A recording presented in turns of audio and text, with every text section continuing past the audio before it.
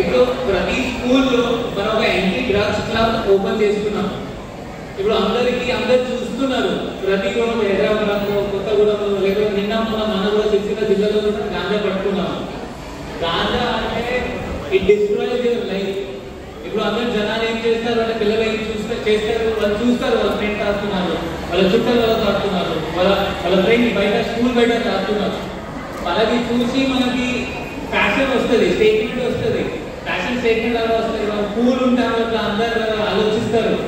అది కరెక్ట్ లేదు.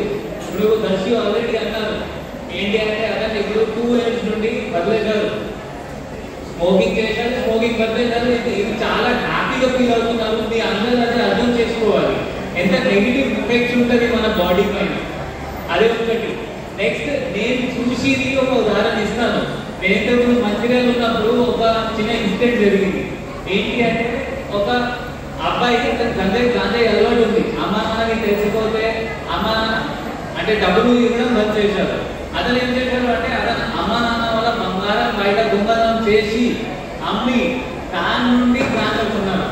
అట్లా కూడా సిచ్యువేషన్ అవుతుంది, అంత అడిక్షన్ అవుతుంది. సో మనం ఏం చేయాలి అంటే ఎక్కడ గాంజా దారి ఉంటే దానికి ఆపోజిట్ దారికి మనం పోవాలి. అది ఫస్ట్. నెక్స్ట్ ఇప్పుడు యాంటీ డ్రగ్స్ క్లబ్ అంటే ఏంటి?